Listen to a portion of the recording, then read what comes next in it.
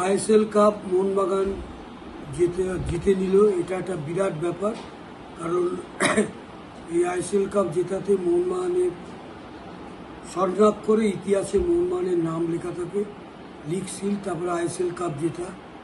যেমন 1911 সালে মোহনবাগান সিল জিতেছিল, সেই ইতিহাস বহন করে এখনো পর্যন্ত চলছে।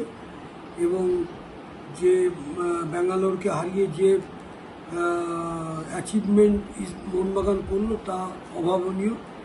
এবং এই অ্যাচিভমেন্টের জন্য স্বর্ণাক্ষরে গোলকিপারের নাম লেখা থাকবে। প্রথম 60 মিনিট 62 মিনিট যে ফুটবল বেঙ্গালুরু খেলেছে তা অনেকেরই দৃষ্টিনন্দন ফুটবল খেলেছে, অনেকের চোখ তা জুড়িয়ে গেছে।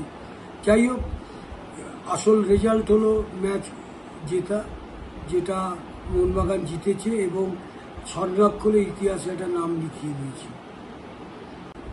ব্যাঙ্গালোর এফসির এগেনস্টে মোহনবাগানের টার্নিং পয়েন্ট হলো 67 মিনিটে যখন হারছিল মোহনবাগান, এবং দুটো চেঞ্জ, কোচকে আমি থ্যাঙ্কস দেবো, দুটো চেঞ্জই মিরাকল চেঞ্জ হয়েছে। এবং কারণ লিস্টান কোলাসও কিন্তু খেলতে পারছিল না, এবং তাকে তুলে নিয়ে দুটো প্লেয়ার যেটা নামিয়েছে সেই কিন্তু খেলার রং বদলে দিয়েছে এবং পেনাল্টি পায়, 1-1 হয়।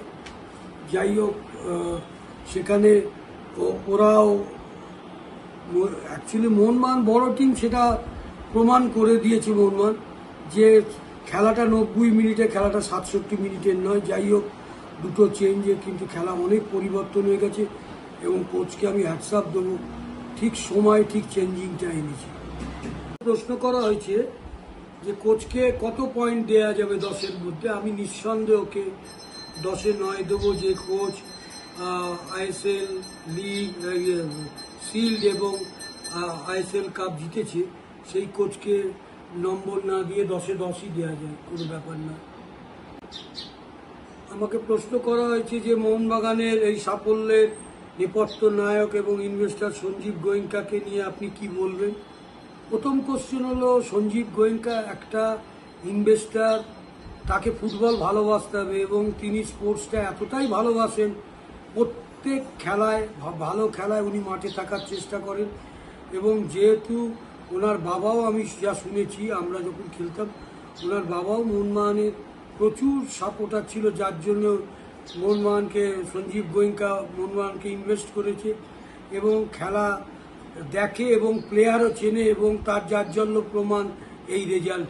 যেসব প্লেয়ারকে উনি রিক্রুট করেছেন তা অভাবনীয়।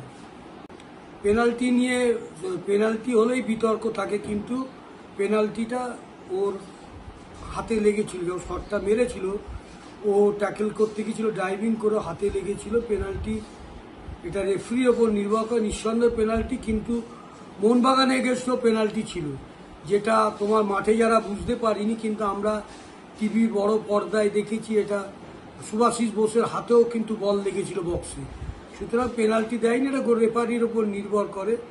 যাই হোক, এই পেনাল্টিটা টার্নিং পয়েন্ট, 1-1 হওয়া এবং কোচের চেঞ্জিংটা টার্নিং পয়েন্ট।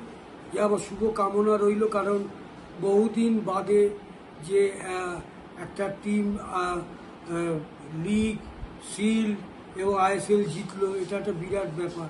আমার মোহনবাগান ক্লাবকে আমার থ্যাঙ্কস রইল, যেহেতু এই ক্লাবে আমি দীর্ঘদিন খেলেছি, এরা জিতেছে, আমার আনন্দ, প্রচণ্ড আনন্দ হয়েছে। সুতরাং আমি কখনোই চাইবো না যে এই ট্রফি অন্য জায়গায় চলে যায়।